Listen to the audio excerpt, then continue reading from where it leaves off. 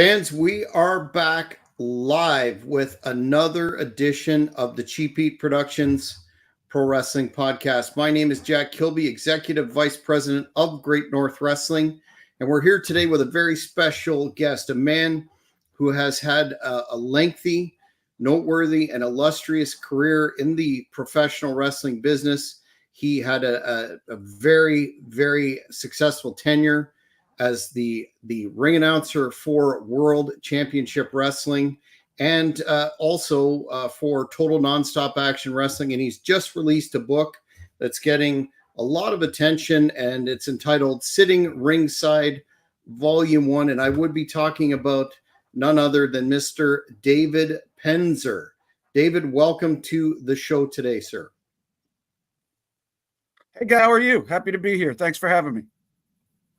Thank you. But before we get into the questions, as per the tradition, I must introduce Mr. Cheap Heat himself, a pending public servant, a man of the people, a hardworking lad by the name of Morris Shorthall. Morris, welcome to your own show again. Thanks very much, Jack. And really appreciate having David here today. Thanks so much for your time, man. Sure, man. Happy to do it.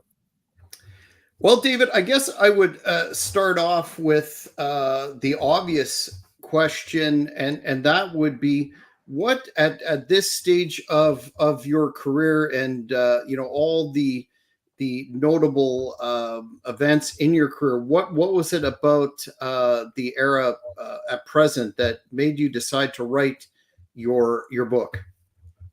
I had absolutely no inclination nor desire a year ago to write a book about myself. When I was with Impact before I finished up at the end of last year, people would ask me, that fans would say, hey, you going to put out a book? Absolutely not. No interest. Not going to do it. Well, I was cleaning out my desk one day and I found all these old, rare, never before seen WCW formats. Stuff from 30 years ago, WCW Saturday night formats, the last Nitro format that's never been made public for whatever reason. It blows my mind. The format where David Arquette won the world title. And I didn't know what to do with it, but I know people love to see how the sausage is made. And this shows you how the sausage is made, so to speak. So I took a picture of one of the Saturday night formats, and I'm like, obviously I wanted to monetize it. The real estate business was not exactly, exploding back at the time. So, if I could make a little money here and get these out. So I put a picture, and I just put on Twitter, like, who would want this? And, what do you think the value of it? I have like 200 pages worth. And, so different people said different things. And then Guy Evans sent me a DM and said, let's talk tomorrow. And he gave me his number. I had already spoken to him about the Nitro book. And he said, we should do a scrapbook. You could tell some stories about your memories of the matches and the formats. And I said, that sounds wonderful. So we started to do that. And I started to tell him my story. And about 3 months in, he goes, we're not doing a scrapbook. I said, what are you talking about? He goes, well, we're still going to have the formats in there, but I wanted to tell your story. Your story is fascinating. And I said, I don't know. And I said, I still think people are probably going to buy it for the formats. He's like, that's okay. Even if they buy it for the formats, which is totally cool if you want to do that. Hopefully they'll get around to reading your story because it's very interesting and your perspective is very interesting, blah, blah, blah. And I said, all right, well, I know you're a great writer, so let's do it.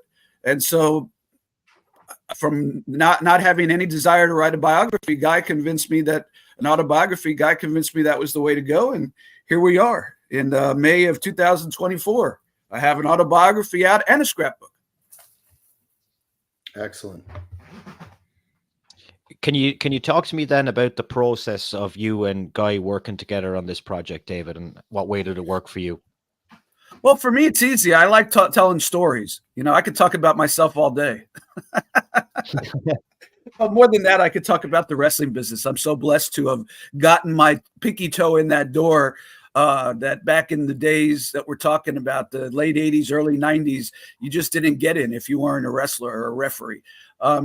So I was very lucky. I worked very hard, and and I enjoyed every minute of it. When I was 11 years old, I turned on Championship Wrestling from Florida in May of 1977, and my life was changed. I fell in love and was mesmerized by this thing called professional wrestling, and nothing's changed since then, other than the fact that I got to be a part of it, and I got to see a lot of really cool things and meet a lot of really cool people, who were people I watched on TV who now I call friends. So, to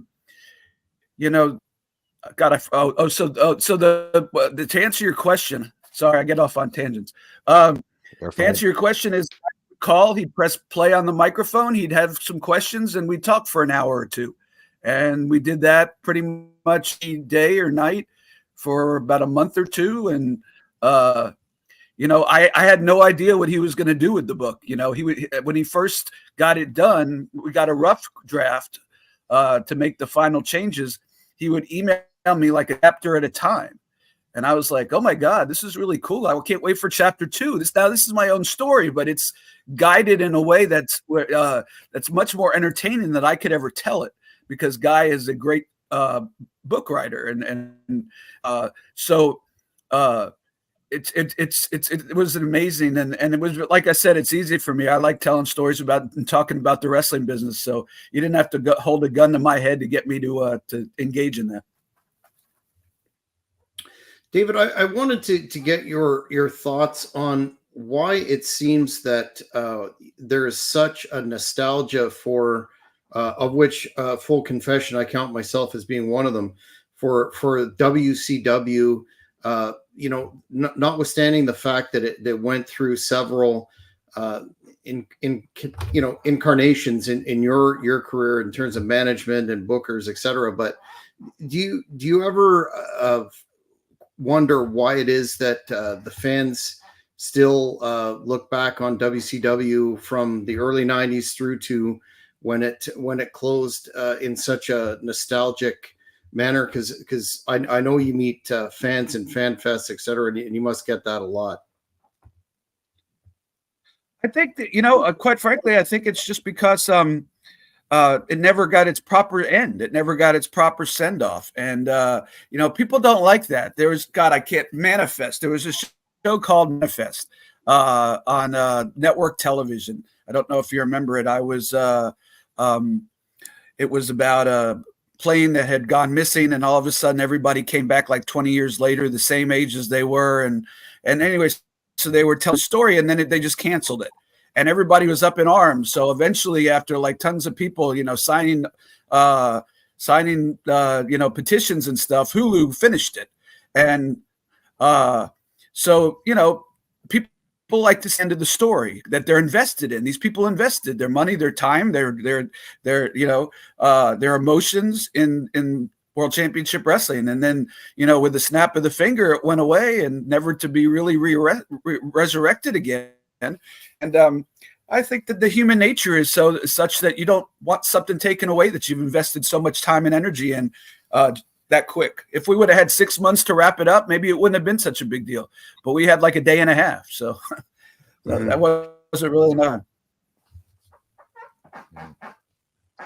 David, for people watching this or listening to this that may not be aware, and without giving any spoilers away in the book, could you summarize how you came to work in WCW initially?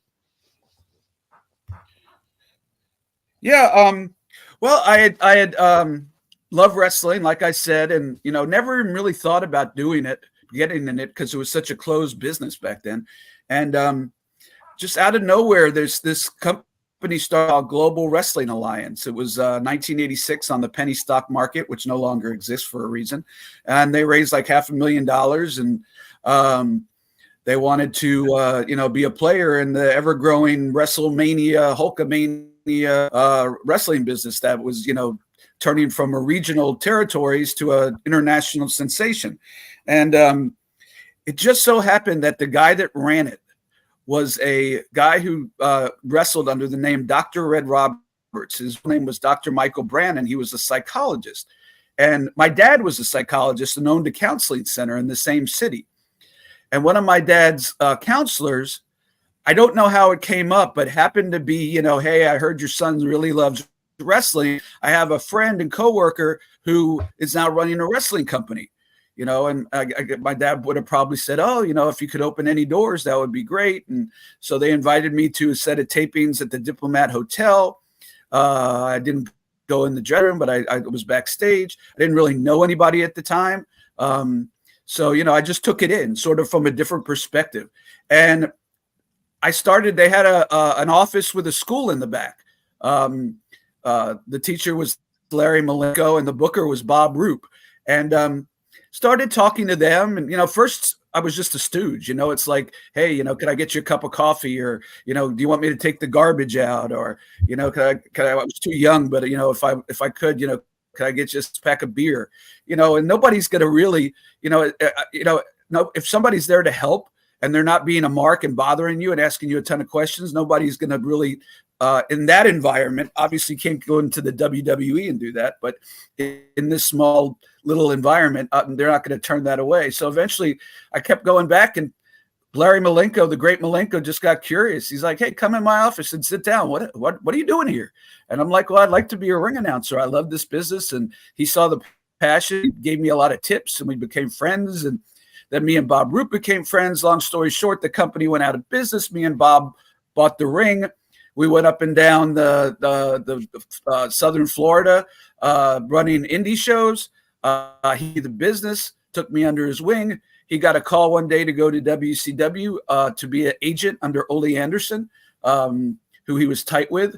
I said, hey, yeah, give a good word for me. Never thinking he would, because he shouldn't have, because if I would have disaster, he could have gotten fired by it. Because back in the day, everybody just kept their mouth shut. Nobody said, hey, I saw this guy and I know this guy, you know, you didn't want to get heat. But he did, God bless him. And I started driving enhancement up and working with Jody Hamilton doing that, and you know, stooging around even more. But we thought about naming the book Stooge of the Year. You know, I started doing tasks nobody wanted to do, running guys for Jim Ross for interviews. You know, walking around with a sign-in sheet. You know, getting the enhancement guys information so they could get paid, you know, their tax ID and stuff, ringing the bell. And, you know, I just kind of stuck. It was quite a miracle. I always used to ask Jody, he passed, God bless him. But I used to tell Jody, you saw something in me that wasn't there. But he saw something. He said it was passion. And I think passion's driven a lot of my success as business. There's something about passion that if you see it, and you love the wrestling business too, because almost anybody that's in this business obviously loves it, or else they wouldn't be driving up and down the roads, especially the territory days like they were. So I think that people could smell the passion and the passion. And I think that makes people do things that maybe the back of their mind says, yeah, you know, he's not a wrestler. He probably shouldn't be here, but he seems to be a nice guy. So I'll keep bringing him back. And I mentioned to somebody, hey, I could ring announce, I could talk on a mic, and the backup ring announce fired, and I had a tryout, and I like to say I won by default because I was coming up anyway. But that's my journey embarked, and just incredible. And we go into a lot further detail into all that in the book. That's the cliff notes for sure. But it's just amazing. You know, I so many things had to go right. I call it my improbable, near impossible journey into pro wrestling. You were there during the heyday of one of the greatest tag teams in the world, and forever, and that would be the Steiner brothers. And a fan on social media wanted to know if there were any, if you had any Steiner brothers bullying stories, or whatever you want to call it, from back in the day that we've heard so much about from Rick and Scott. Well, I mean, in 2024, you call it bullying. Perhaps it was. I don't know. It was a very different world back then. There was no internet. There were no cell phones for the most part. You know, Paul Heyman had this big one that he walked around with, but there were no cell phones. So we had to do stuff to entertain ourselves. And, you know, especially on long drives or in the long days of TV tapings. And, you know, that was ribbon. It's a long, long-standing, thing in the pro wrestling business that you know, rib guys, and most of it's not cruel natured. I remember one time there was this guy, this enhancement wrestler who was mouthing off the Steiners. We happened to be in Chattanooga on campus, and the dressing room was the actual wrestling like practice room, and they had a rope hanging from the top of the ceiling. I guess people would walk, go up and down the rope to gain strength, and so the Steiners taped him to the rope and said the person who takes him down is the next one that tapes that we tape up. And he was up there for about an hour. I mean, I don't know if you'd call that bullying. He thought the enhancement guy thought it was the coolest thing in the world. So, Janie Engel, who was a longtime Crockett assistant, and eventually was Eric Bischoff's assistant during the heyday. She ended up taking him down because nobody would have put Janie Engel up on a rope. That's immediate terms for getting fired. So, but it's stuff like that, so you could say good natured, some of it wasn't as good natured, but, it just was what it was. I guess you didn't really think about it. You didn't think about it and say, I'm going to call, the newspaper and report this and, or go on social media and complain, that I was, it just wasn't such a thing. You just went to the next town. Mm-hmm. By the way, and I'm not excusing it. I'm just explaining it. Yeah, well, I totally understand what you're saying. It's interesting that some of the folks in the business that were quote unquote bullied by the Steiners also didn't consider it bullying. And I'm thinking of a guy like the Disco Inferno who apparently got it quite a bit. Yeah, I mean, Disco is a heat mag. There's two ways to go about yourself. You could, kind of lay low and not, bring any attraction to yourself, or you could, talk crap and, be a wise ass. And, I took the former, and I pretty much went unscathed. I mean, I got ribbed for sure. There was a time that every time that I got back to a locker room, my briefcase was padlocked to something in the locker room. It was always something different. And the ring crew had putting bolt cutters in the ring truck just to get it off. So and that was Kurt Hennig and Nick Patrick and a couple other people that I'm not sure about. But you just don't sell it. You just say, oh, nice place. I didn't know who was doing it at the time, but I had a feeling. But go in the locker room, all the guys would be back there, and I'd say, oh, you got whoever's doing this found a nice place to put it up. Did they still put it up the next night? Yeah. But they didn't do anything that was, you were considered bullying. It was just rib. Disco took an opposite approach. He still does, and I think he liked the attention, even if it was negative attention. I've been with him and Arn Anderson a couple of times where I just poked and prodded Arn to the point where Arn was legitimately mad, and Arn didn't get legitimately mad very often. He's a laid back guy. So I think he likes to bring that out in people. And I think he expects that at some point they're going to be a reaction. I was walking down San Antonio with Keith Mitchell, our production director, and a couple of production assistants, and Scott Hall. Scott Hall was dating one of the production assistants. And we were walking to a bar in San Antonio after match. And I got blue jeans and cowboy boots, and I didn't have a hat. But Scott Hall said, I said something out, and Scott Hall said, if you say that again, I'm going to push you in the water, because, there's a river all around San Antonio. And Scott said, if you don't push, you don't have a hair on your ass. And I knew I was going in the water. I wasn't expecting anything different. I was just making a point. For whatever reason, I was feeling ornery, and I just, I was going to take I was going to the San Antonio River, and I knew it. And I wasn't mad. I didn't, yell and scream. I said, all right, well, I deserve that, because I did. And I went back to my hotel room, and thank God I took a shower and had to put on new clothes and met him at the bar. And we all had a great time laughing about it. And people still ask me about it to this day. To this day, when Keith Mitchell's in San Antonio, he takes a picture of the river and texts it to me. Consciously, did I know why I was doing it? No. Like I said, I was just I was in the mood to push his buttons, and I knew I was going to get pushed in the water and instead. So it's just, it's wrestling, and I'm not excusing it. I'm just explaining.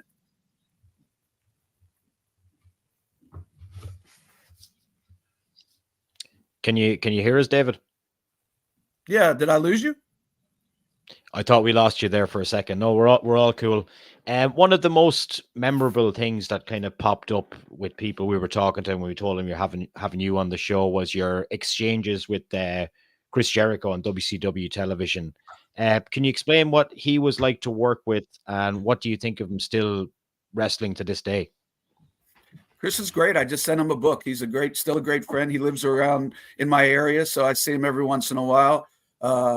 If he throws a party at his estate, and he was a good friend on the road, and he came up with this. He wanted to, turn heel and get some attention and show a different side of his personality, and he came up with, I'd say 99% of it. I might have got a word in here or there. He'd probably say I didn't say a word and came up with all of it, which is probably true. If I was talking to Chris, I'd say, let my ego say I came up with something, he'd say no. But and again, that's just the nature of people in the wrestling business who are just like to mess with each other. And it's not like ill will. It's just like, I've said, with a smile and a laugh. But he got it approved. Terry Taylor got it approved by Eric or Kevin, and we started doing it. And Chris, I'd say, there's a lot of people who use the word GOAT, greatest of all time, and they throw that word around a lot. And I don't know if I could say who the greatest wrestler of all time is. I would say Terry Funk if I was pushed, but you could convince me probably otherwise because there's so many great wrestlers. But I would say Chris Jericho is the greatest of all time of reinventing himself successfully. I've never seen a wrestler in this business reinvent themselves so many times and draw money every time they did it, and so many different unique ways. And he would do these passive things that nobody would really understand, that nobody would really get, but he would do them just to add another layer. For example, after he would get beat, he would rip off my tuxedo jacket and he'd take my chair and he'd bang it on the ring post. Next week, he'd come out with a new tuxedo jacket and a chair. I'm sitting in a building with 5,000 chairs. There's no reason to bring me a chair. I was sitting on a chair before that segment started. But it was the little things like that. It's the clicking of the pen before you're on the list. I mean, that became something that people reacted to. And it's the little things that make him so brilliant. So, yeah, love the guy. Huge talent, super nice guy. And looking forward to being on Talk is Jericho after he finishes reading the book. That should be fun. Awesome. Wanted to ask you, David, about your relationship or working relationship with Eric Bischoff from the perspective of when he took over the company and brought it to such great heights where WWE was being beaten, to when things started to go south before he was out. Well, Eric was he was a unique personality, and he was under intense pressure, especially, after the Monday Night War started. And so, a lot of times you go to work, which at work was being at the arena, wherever we were, or even being at the office, because I had an office in Atlanta. And, you want to go up to the boss. Hey, how you doing? How are the kids? Schmooze and doos. And I quickly realized that wasn't Eric Bischoff. Eric Bischoff, he at least as somebody at my level, you didn't speak to him unless he needed something. I would still say hi and he'd say hey, but it wouldn't be, he wasn't the schmoozy type of person. He'd be the first person to admit it, and I'm sure he already has. So we never really had a lot of interaction, to be honest with you. I reported to Tony Schiavone and then Craig Leathers if there was an issue that had to go up to Eric, and I think there was only one that we talk about in the book. It's a pretty cool story that Craig went to him on my behalf, and I learned that the secret in this business is just to lay low and don't bring any attention to yourself. That people in a large company like WCW or WWE, although I've never been WWE, if they're not talking about you and you're just doing your job and, not causing any crap, they basically don't think about you. And if they don't think about you, they can't let you go. They can't, yell at you or reprimand you. So yeah, but Eric and I have become friends, and it was kind of cool. It's kind of lethargic, to become friends with the guy who was your boss, who really didn't show you a lot of attention. I talk a lot about mental health in this book and anxiety, and Eric never gave me anxiety, but there's a part of wanting attention from your your father or your boss, and it's not his fault that he wasn't that type of person, but it was very lethargic when me and Eric got to sit down over a couple drinks and became friends. And, it's sort of a cool end to that story. And we're still friends to this day. I'm going to be on a conference call with him tomorrow morning. Awesome. I've got a question for you, David. Were you in the building the night of the invasion angle where Triple H and crew drove up to WCW up to the arena? Yeah, nobody's asked me that before in this round of interviews over the last few weeks. That's a great question. The answer is yes, and I had no idea they were out there. I don't know who did. I'm sure people did, but I had no idea that they were out there. I was shocked when I found out that they were out there afterwards. If it was my call, and it was like I was like probably the 180th person down on the list of who makes a call like that, but I don't let them in. You got Ming and Barbarian there; they ain't gonna do anything. We could have filmed it and made it so that they had to retreat. So, but Eric made the call he thought was right, and 99% of the time, the calls Eric made, his gut was right. I don't know if he was wrong this time, but WWF at the time was able to play it up, certainly, and it was a little bit of a change in the war. But I don't know. At the end of the day, that's what really changed was, in my opinion, was the Mike Tyson and Steve Austin. That was the angle that changed the interest. But I'd say the coming to Norfolk, Virginia at the Scope and yelling for us to come out and nobody coming out was probably it didn't hurt.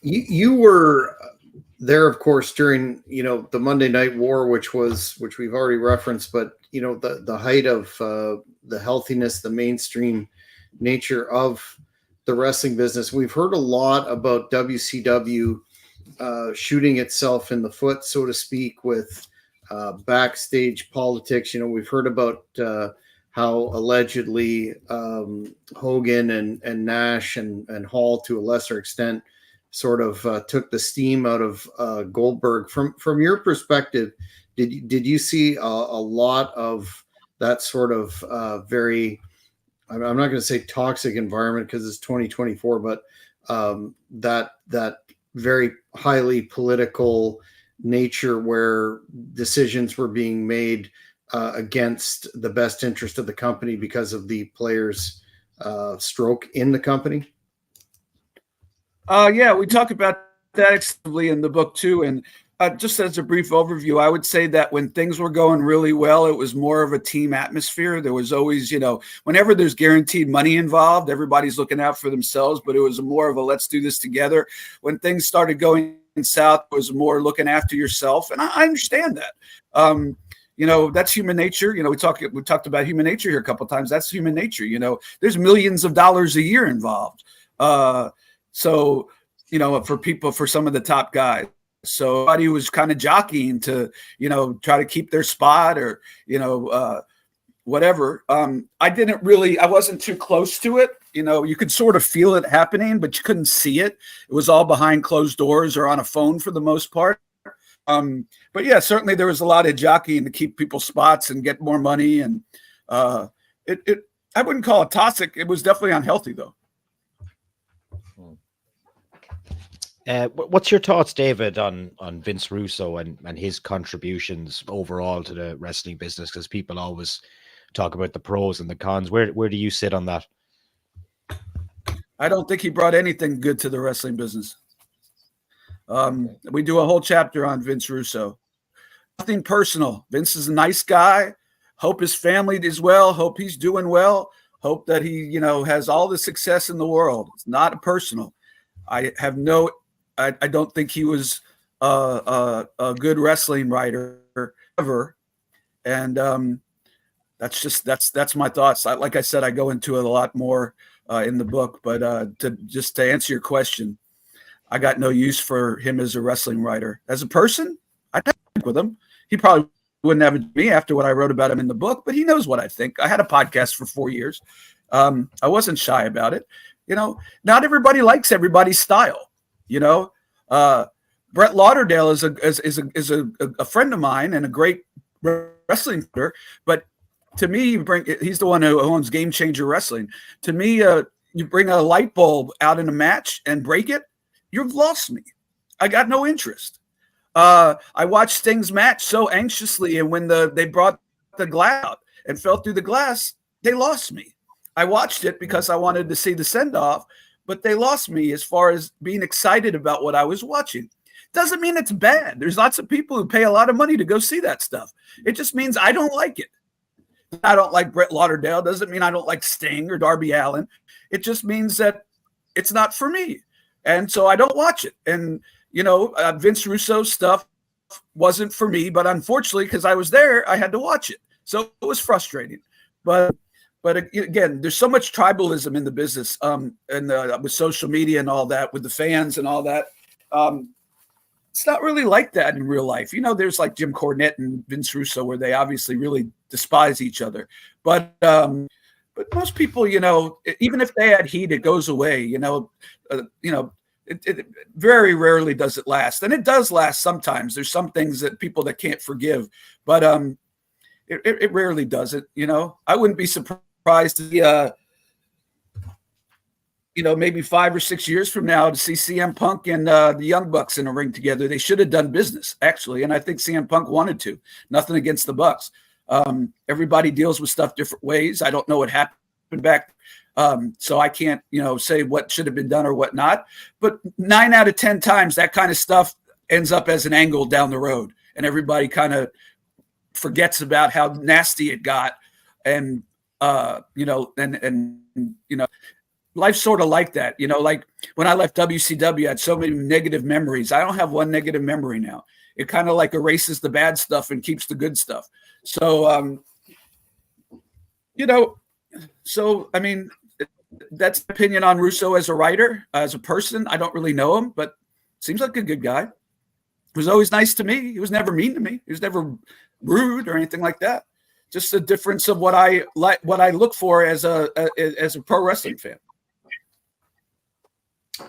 You've already referenced the final Nitro, but before that, I wanted to get your take on when you knew that, or when you first saw for real that the writing was on the wall and the company was in a great deal of jeopardy of going out of business. And were you one of some of the WCW people that I've had the pleasure to interview over the years that thought legitimately that there would be a restart under Fusion Media and Bischoff in it was rumored to be in Las Vegas? Was that your understanding as well?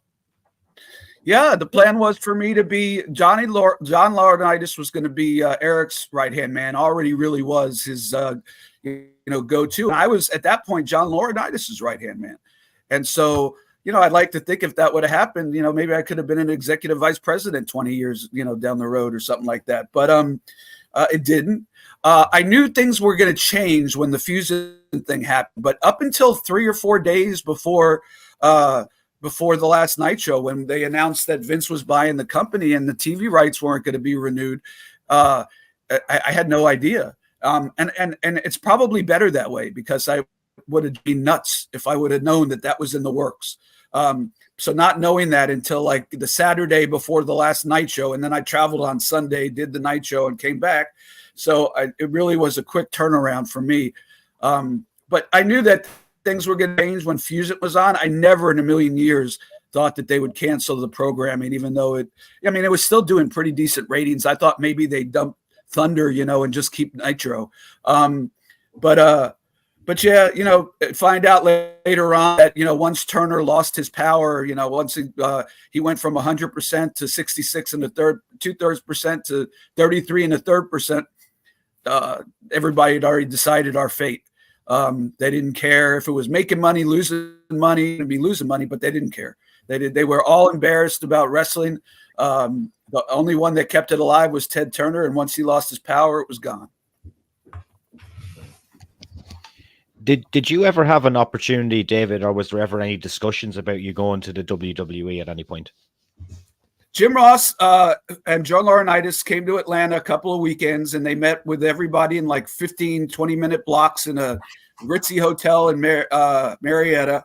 And I told that that the current plan was for WCW to be run as a separate brand. And if that was the case, if and when that was the case, they would like me to be the ring announcer if I was interested. I said, of course I'm interested. But obviously we all know that never happened. It never really went anywhere. They didn't have the talent. Nothing against the talent who they got, but they didn't need all those guys that Vince didn't want to pick up because they were making millions and millions of dollars. They needed a couple of them. Like, if they'd had a Sting and a Flair and a Booker T, or Nash and a Sting and a Booker T, I think they could have done something with like 2 or 3 of the main guys. But with what they had, and again, no disrespect towards anybody, a lot of them have gone on to become huge stars in this business and very successful behind the scenes. It just at the time they weren't, and so it just didn't happen. So you moved on to Total Nonstop Action Wrestling after WCW folded and had quite a tenure there as well. Wanted to get your thoughts on a couple of things. One being, what were your impressions of the company? Did you think that, especially for that brief period of time, they appeared to be a viable contender for a number 2 promotion for the United States? And secondly, your famous story, if you could just do a Reader's Digest version of that Kurt Angle situation.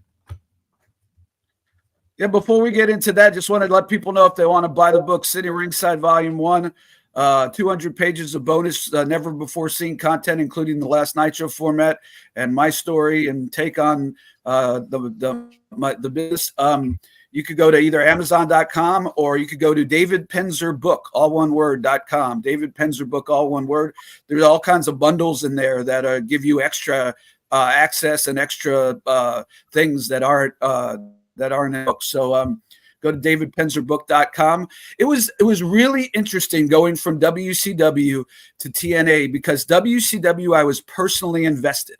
This was living my dream, and if it went away, I didn't know what I was going to do. Well, in the meantime, I figured out what I was going to do. I started with a bunch of partners, too many in hindsight, a very successful airbrush tattoo company called Australian Airbrush Tattoos. I ran the company, and we're in over 100 theme parks, zoos, aquariums in North America, and over at one point almost 40 cruise ships. And so it was a very successful company. I didn't need wrestling anymore. And so it was very different, because while I rooted for TNA to be successful, I wasn't invested in it. And it gave me a lot more chance just to sit back and enjoy it. I didn't have to worry about it. If you sent me home tomorrow, it was okay. I was only supposed to be there for a couple of weeks. Luckily, Jeremy Borash was so good at the backstage interviews, they kept it. It lasted 4 years. I didn't have that same psychological investment into it that I did with WCW. So it was really cool. There was no, I wasn't worrying about anything. Jeff, let me do my job. If I had to, hop on a conference call, at 5 o'clock before the tapings with a company, I could do that. He would give me like a little place to do that. So, and part part of that reason that the Kurt Angle thing happened, to segue. I was at a trade show in Orlando. We were taping in Orlando, obviously at Universal, and we had a trade show. And so I didn't get there that night till like 5:30. So hindsight, I didn't know this, but Kurt, we didn't have a lot of time to go over it. And I didn't know this at the time, but Kurt was worried I wasn't going to know how to sell it. So he just decided to give me no choice.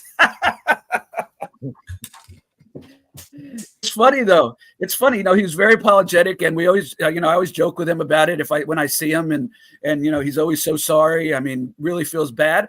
But there's part of me that thinks that if the same thing happened tomorrow, and he was afraid that I wasn't going to know how to sell it, he'd lay it in. Not me personally, anybody. That's just the way Kurt. That's the way his mind is built. I don't think he meant anything by it. He wasn't trying to hurt me. He was trying to get me to sell it. And he's stiff. He was stiff even when he wasn't trying to get somebody to sell something. So that's just his style. He won a gold medal in the Olympics. We all know. I mean, his incredible, some of the stuff that he did physically, with all the stuff that had happened in his body is miraculous, quite frankly. No hard feelings. I got a $500 bonus and I got a night off. So, it wasn't the end of the world. It wasn't permanent. It all healed. And now it's a story I could go back and tell. At the time, I wasn't thrilled, but what do you do? Yeah. What's your impressions now of obviously Impact switching back to, we'll say, the TNA name, and then under a wing of Endeavor? The future is looking kind of bright and stable for them, isn't it? Yeah. Had a great crowd. First time in, I think, the history of professional wrestling, they had to turn the volume down. It was fun to watch. I didn't watch the pay-per-view, but I watched the SmackDown, and that was fun to watch. I've never met Vince McMahon, but I know a lot of people who are close to him, and apparently he hated when the crowd took over the shows. He wanted to run the show, the crowd, not the crowd run the show. And so he would have lost his freaking mind probably that lesson if he was still there. But I thought it made for a really fun atmosphere, at least on the SmackDown that I saw. And they're doing great. They made it clear it's the Paul Levesque era, and he's doing great. And I have a brief history of, being on the road with him for about 3 months when he was terrorizing in WCW, and we didn't stay in touch or anything like that, but I got to see him break in, and I'm glad that he's, done so well in so many different facets and ways. And, it's an exciting time in the business. There's a lot of companies, TNA rebranded.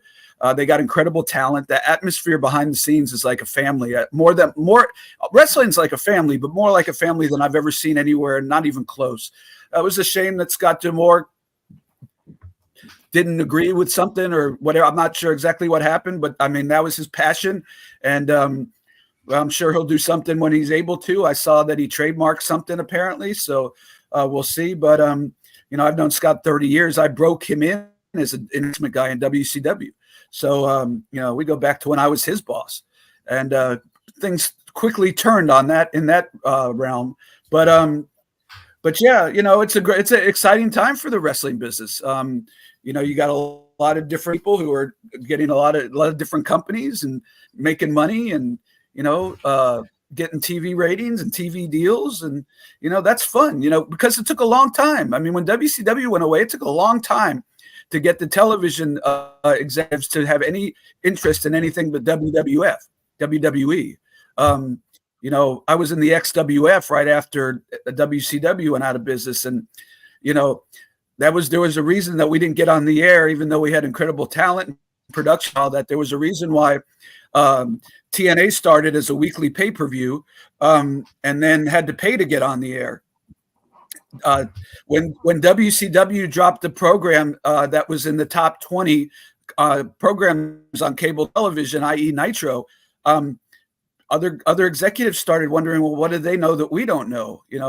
Because obviously it's not worth it. So it took a long time to get to where we are. And, I wish everybody would just stop being divided in sides and just enjoy all of it. Watch what you like, don't watch what you don't like, but root for everybody. Because I was there when this business got changed, when the one of the two national companies went out of business, and a lot of people starved, and a lot of people didn't get to live their dream, or were trying to make something of it on the indies. Certainly not making the living they were making when you had two companies there. So, hey, you can do what you want to do. I'm not going to judge you, but I would hope that people wouldn't root for the success or failure of anything. The success of the wrestling business should be what everybody wants to, and then you could watch what you think you like and don't watch what you don't like.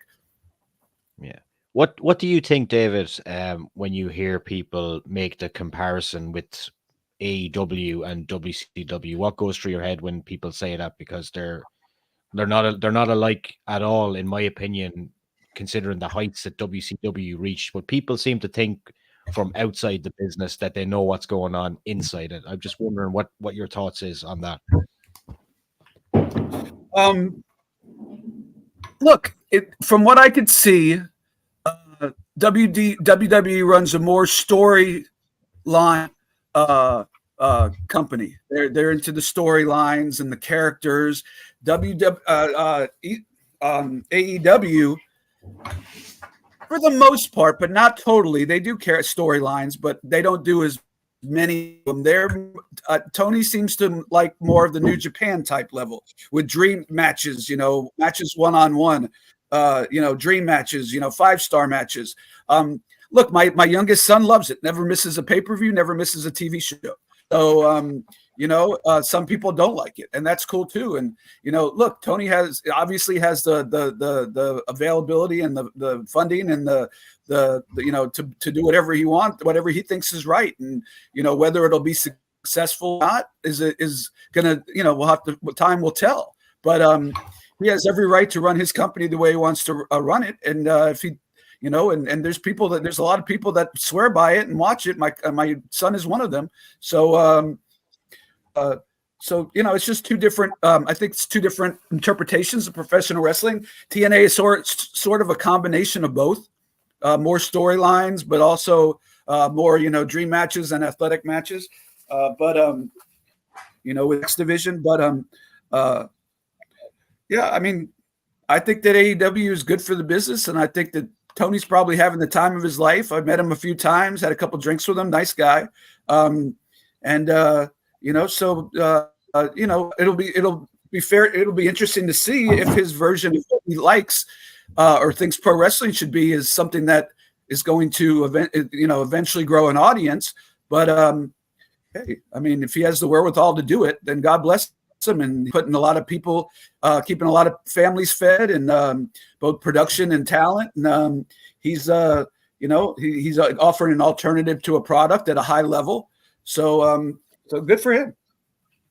Yeah, we're going to wrap it up now in a moment. I'm going to throw it over to Jack there for the last question. And David, if you just want to plug the book there again, we will have the links underneath this in the audio and video versions of this podcast. Yeah, it's just David Penzer, City Ringside, Volume 1. We're on Volume 2 coming out in October. It's basically everything that happens after WCW through now. And we have some bonus content from the XWF and TNA and stuff like that. So we got another round bonus content and never before seen stuff. And you could go to either Amazon.com or DavidPenzerBook.com. Both the book's the same price at both Amazon and DavidPenzerBook.com. It's both free shipping. It's just if you want to see the bundles that are available, where you could actually have, say, the last Nitro format, not in the book to read, but printed out. I keep saying that if I could make it to WrestleCon next year, or one of these big, Starcast or whatever, I'd love to get the last match of the format of the last Nitro signed by both Sting and Ric Flair and hang it up in my office. That's a cool piece of history. So, if somebody's looking to do stuff like that and get formats autographed and stuff, there's other options for you. But you could go either place if you just want to buy the book. It's free shipping in both places. And I appreciate your time, by the way. Thank you. But before we wrap it up, I wanted to ask you, after your first TNA run, you were out of the business 7 years or so, doing your successful other business ventures, including the one you touched on in real estate, and then you popped up and became a well-known presence on the Hannibal TV up here in Canada. Many fans remember your personal reminiscences and then the interviews that you did, and it was quite popular because the channel is, you know, the #1 combat sports channel in Canada. And then I noticed last year you had some rather unflattering things to say about Devin Nicholson on Twitter. And I was just wondering what the origin of that was, because it never really got explained by yourself at the time. I was going to do it, and then I was threatened legally, and I'm not going to put my family and my house and my everything at jeopardy over telling a story. So that will not be in volume 2. Let's just say, to keep it short and sweet, that Devin was very good at pretending and acting like he was a good person, and ultimately he's not a good person. And I'll leave it at that for legal reasons. Okay. Fair enough. Morris, do you have any closing questions or comments for Mr. Penzer before we get the book plug one final time? No, I'd just like to thank David. I know he's got another interview now in about 3 minutes, so we'll get him out of here. David, just one more time for the fans, just let it plug. Yeah, DavidPenzerBook.com, Amazon.com. Check it out. Leave a review. Let me know what you think. Follow me on Twitter at David Penzer, all one word. It's pretty simple. And, you know, no politics, no arguments. We just talk about wrestling. I tell old stories and show old pictures and, you know, and my thoughts on the current product, and try to keep it as sane as you could keep anything on Twitter these days. So join me and let me know what you think of the book. I'm really interested. You know, so far it's been, you know, very well received, but, you know, I'm curious to hear what everybody thinks. It is my story, and you know, so you know, and just thank you for anybody that's ever, you know, listened to my podcast or been a fan. You know, I got to live with him for 30 years, and not many people say that at a high level, and I'm grateful for that. And you know, I could have used "grateful" as the book's title, but Eric stole it from me. He got it first, but yeah, I'm grateful and humbled, and so you know, if you had any part in that journey, I thank you. I appreciate it. And if you want to read about it, you know where to go. And I thank you guys for your time. Sorry I have to run. I got more of these things tonight. No problem, man. Best of luck. Okay, thank you. So on behalf of Morris and myself, want to thank Mr. Penzer once again for his time tonight. And fans, if you haven't already, please subscribe to the channel and like this video, and we will see you next time. Thank you for watching, everybody.